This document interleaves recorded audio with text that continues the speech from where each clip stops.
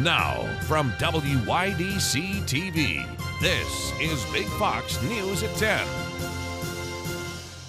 Good evening, I'm Anna Manuel. We start tonight in Corning, where marijuana dispensaries will soon open. The City Council voting to allow them. But as Big Fox's Matt Kleindienst reports, don't expect to see any businesses where marijuana can be smoked on site. Good evening, Ann. While smoking establishments will not be permitted, the Corning City Council voted in favor of allowing dispensaries to operate within the city, a move which will hopefully bring in more tax revenue. I'm very positive about it. 9 months after New York legalized marijuana, the Corning City Council voted to allow dispensaries to operate within the Crystal City. I think it'll be a great addition, especially for tax revenue for the city and also providing something else to draw in people. Angelina Templar with Your CBD store in Corning attended last night's public meeting before the vote. She says allowing dispensaries in Corning will give residents local options to generate more revenue for Corning businesses. This is an opportunity for them to buy local instead of having to go out of town hours away in order to get the relief that they need. The council voted 4-3 in favor of allowing dispensaries. However, they unanimously voted against on-site consumption in the city. This means businesses like smoking lounges will not be permitted in Corning. People would drive from hours away. Even in states where it's legalized, like Massachusetts, they don't provide lounges. And some are experiencing the issue of people smoking in parks and things like that. So having those on-site things would contain that. Despite this, Templar argues that the city made the right decision to opt into the marijuana retail market. Corning did the right thing in terms of making a smart business move and being able to get that tax revenue that just gives back to the community, so really everybody benefits. Corning will enter the marijuana retail market in January. Matt Kleindienst, Big Fox, WYDC in Corning. Heavy wind and rain caused a massive power outage in the village of Horseheads Monday evening. According to the New York State Electric and Gas, around 1,000 customers were without power in the village. The outage caused the Horseheads Village Board meeting to be canceled. New York State Electric and Gas says most of the power was restored late Monday night. The Japanese attack on Pearl Harbor was part of an effort to keep the U.S. out of World War II. It did the exact opposite. Jackie Ibanez has a look back at the day that President Franklin D. Roosevelt said will live in infamy. This as the nation remembers the tragedy that took place 80 years ago. December 7th, 1941, a date which will live in infamy. Tuesday marks 80 years since the deadly attack on Pearl Harbor, when Japanese forces bombed the Hawaiian naval base, claiming more than 2,400 American lives and thrusting the U.S. into World War II. At least 19 ships were damaged or destroyed over the course of the 75-minute sneak attack. Members of the U.S. Navy gathering Monday to remember those who died on the USS Utah, the first ship struck that fateful day. Utah was hit by 2 torpedoes, which caused serious flooding. Utah capsized, killing 58 men in 12 minutes. And in the wake of early ceremonies like this, World War II veterans across the country have been preparing to travel to Hawaii to honor those who made the ultimate sacrifice. But with each passing year, veterans say it's crucial not to just remember the attack, but to teach younger generations about it, so history doesn't repeat itself. A lot of them don't know what led up to World War II and why we were in the war. As these members of the greatest generation reflect on how December 7th, 1941 changed their lives and the world forever. We went from knowing nothing to knowing so much. Historians say Japanese forces intended to declare war on the U.S. before the bombing, but that message was not relayed to officials in Washington, D.C. until the attack was already in progress. Jackie Ibanez, Fox News. And on the 80th anniversary of Pearl Harbor, President Joe Biden and First Lady Jill Biden visited the World War II Memorial in Washington, D.C. The President and First Lady held a moment of silence in front of a wreath at the center of the memorial. The White House says it contained one wild sunflower, the state flower of Kansas, in honor of the late Senator Bob Dole. The veteran who died Sunday was seriously wounded during World War II. The Bidens also laid a bouquet in front of the New Jersey pillar in honor of Jill Biden's late father, who served as a Navy signalman in the war. Researchers have discovered what could be a test to determine dementia earlier on in patients. Mandy Gaither has more on the SAGE test in today's Health Minute. At Ohio State Center for Cognitive and Memory Disorders, hello, Dr. Douglas Shari started noticing something in his patient's treatment. We were missing the boat and we weren't identifying people early enough.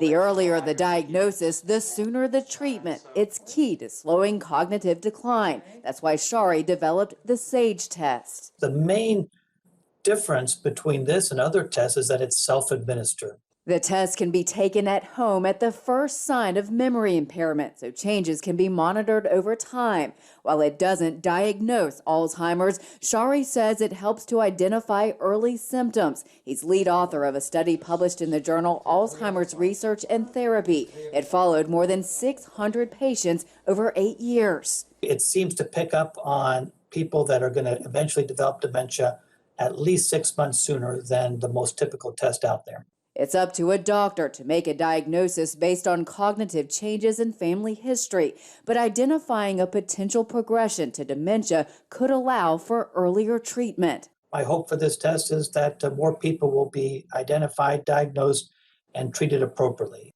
For Health Minute, I'm Mandy Gaither. The fallout continues for former CNN anchor Chris Cuomo.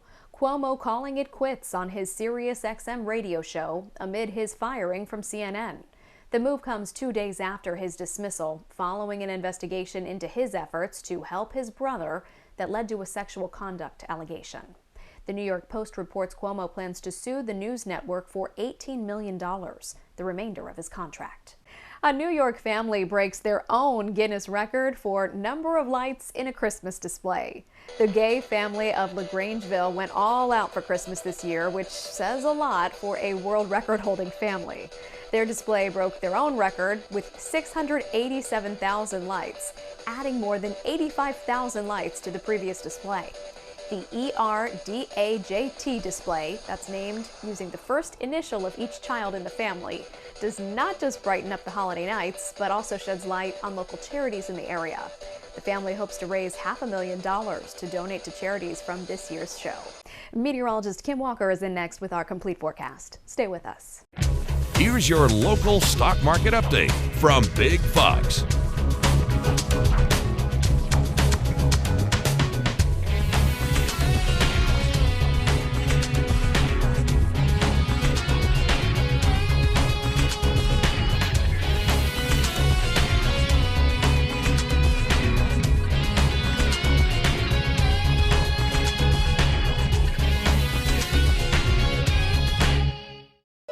Now, your Twin Tiers forecast from Big Fox. Tonight's Big Fox forecast is brought to you by William Mattar. Good evening, everyone. A significant temperature drop behind the cold front that moved through the region. So 16 degrees cooler in Corning as well as in Elmira. In Watkins Glen, about 18 degrees cooler and about 14 in Mansfield.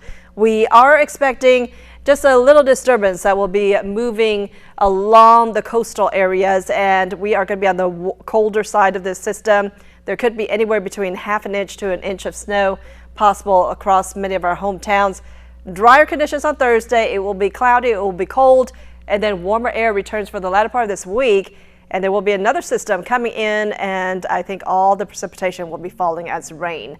Temperatures tomorrow, though, will stay pretty cold, so if you're planning to go shopping, just watch out for those slippery roads. 31 degrees at 9 o'clock, 36 by noon, and then we drop down to around 33 degrees in the evening hours. So we do have a low pressure system that will be riding along the Atlantic coast, and it will continue to shift to the north and northeast. And so it will wrap some moisture around into our area, and we're going to be on the colder side of the system, so all the precipitation will be falling as rain.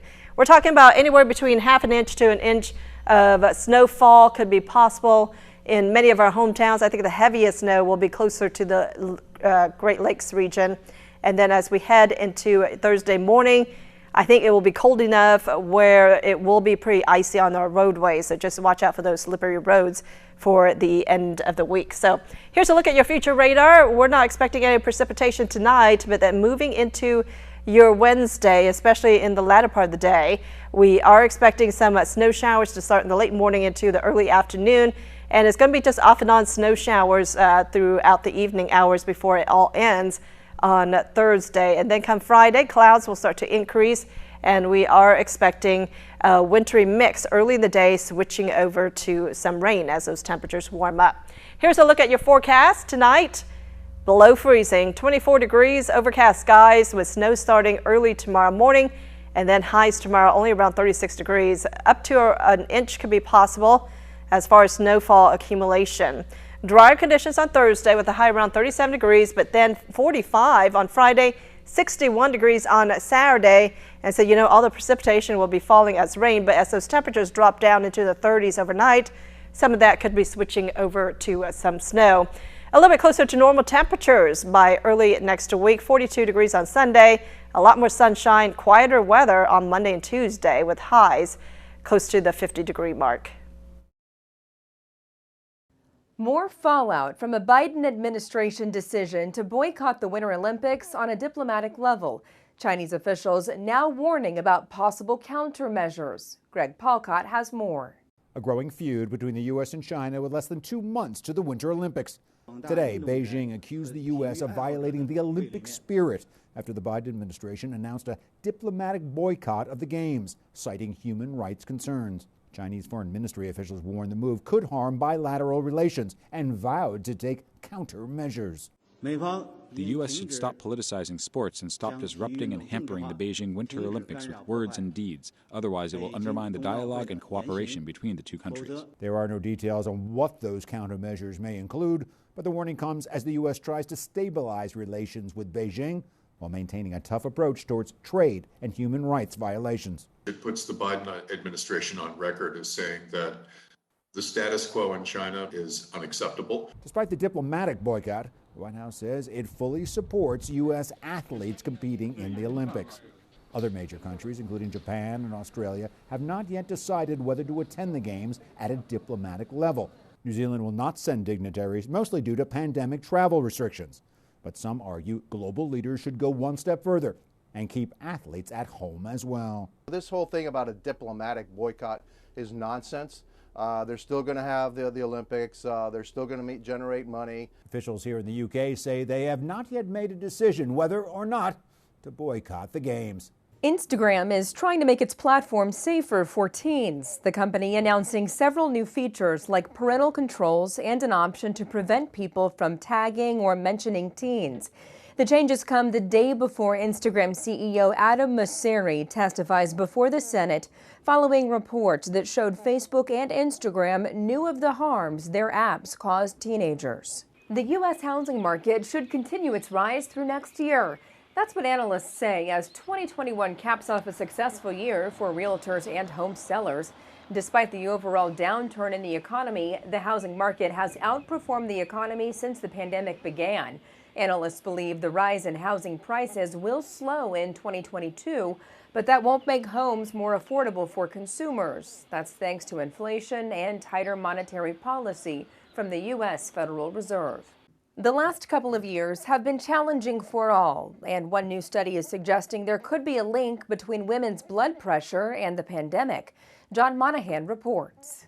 I would agree. Aaliyah Mandel thinks a just-released study from the journal Circulation is right on, pointing to COVID as the reason for higher blood pressure in women. I mean, I'm definitely more nervous about going out in general as far as the social life aspect. The study shows hypertension in U.S. adults, men and women, is on the rise. So many measures of health deteriorated during that time, and here's another one. Dr. James Udelson is a cardiologist at Tufts. They went through showing small but important changes in blood pressure in women and men. It was a little more in women. Dr. Udelson says over time that impacts a woman's health. Those changes have been associated with increases in heart attack and stroke and mortality. So those are actually important small changes in a population. But not every woman agrees the pandemic is to blame. I don't think it's just from the stresses of COVID. No, I don't think I think it's just from they're working as much as men do now.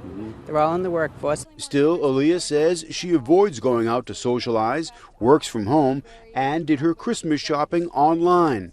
Stress factors she did not have to deal with before the pandemic. Mostly just because I'm afraid to get any type of exposure to it, especially as the rates go up. Use of force laws for police officers are facing criticism in Washington state. Mental health experts say they may be keeping people who are having a mental health crisis from getting the help they desperately need. Dan Springer has more from Seattle. Oh my gosh, this is so crazy. Yeah. A man in Washington state is distraught after seeing his brother take his own life. It happened just 9 hours after the man's girlfriend found a note and called police for help. But police did not show up, citing a new department policy that if a suicidal subject is alone in their residence and doesn't present a threat to anyone else, officers will not respond to the scene. It's based on a new state law which curtails use of force if there is no threat of imminent harm and no crime has been committed. The issue came up at the scene. It's a shame they put new laws in place. Could have helped them. We have to weigh the risk versus reward. The way they wrote this legislation, the risk now far outweighs the reward for a law enforcement officer to even be involved in a person in a mental health crisis. Snohomish County Sheriff Adam Fortney says everybody is less safe. The families, social workers, the person in crisis, and the public. Eric Bellabiad was at home with his children when a teenager having a psychotic episode walked into his house naked. He grabbed a kitchen knife and later learned deputies let the young man just walk away after his parents called 911 because he was hearing voices. I was shaky. I don't shake easily, but I was shaky. Activists who push police reform say cops are weaponizing new laws they don't like. There's just some other agencies where there is like a statewide political campaign to scapegoat the new laws. And I believe that that's what's going on. I believe that this is a protest. Democrats who wrote the reform laws say there will be tweaks in the next session for clarity. There might be a couple marginal adjustments to policy to make sure that police can do their jobs, but that we don't have needless injuries and deaths and use of force. I think we can thread that needle. Since the use of force laws took effect in late July, the caseloads for mental health crisis responders has more than doubled, meaning far fewer people in crisis are getting evaluated and getting much needed help, and this as the pandemic has only heightened the mental health emergency. A popular ride-sharing service is trying to make the ride experience safer. Uber says they will allow audio recording during trips. This policy will go into effect for both drivers and riders using the service. People can enable the feature in the app through Uber's safety toolkit by selecting Record Audio. The feature will roll out in the United States by early 2022. In Long Island, an organization is helping to bring the holidays to our military members who are serving overseas. Jody Goldberg tells us about Operation Holiday Cheer. Who wants it, guys? They're back at it again. Operation Holiday Cheer, now in its 18th year, sending trees and their trimmings to troops overseas. These guys provide our freedom, and we have to keep supporting them. The mission is rooted deep in tradition. Christmas trees donated by Dee's Nursery are delivered by DHL. They're loaded with love onto trucks, then caravan to JFK Airport. Cartons filled with cards and dozens of decorations go along for the ride. Don Scarola's son Daniel is an active member of the U.S. Air Force. This photo of him receiving a tree says it all. To get the trees, the smile on their face from ear to ear was unbelievable, breathtaking, and a memory that they'll last forever. Gold Star mom Marian Zelinsky shows up each year. It's the least she says she can do to help the troops. In honor of her late son, Lieutenant Dennis W. Zelinsky II, killed in Iraq by a roadside bomb in 2005. Think about being separated from your loved ones. It's a hard thing to come by. Trees will travel from JFK to DHL's hub in Cincinnati and then nonstop to the Middle East. It's about a 20-hour journey. And once there, they'll be distributed in Afghanistan, Kuwait, and Bahrain just in time for the holidays. When we start to get the emails back and the pictures of them with their trees, it's something that you'll carry for a lifetime. And you just want to keep on doing it. To get these trees and these care packages was pretty amazing that we were on the minds of so many people within this community here in Long Island. On the minds of Long Islanders, not just around the holidays, but all year long. I know that it's helping out the soldiers just like in their hearts. It's a piece of home, and they're getting the love being sent from us to them, and they do feel it. We want to leave you with a smile tonight, a tongue twister of a year. The U.S. Captioning Company has a list of the year's most mispronounced words.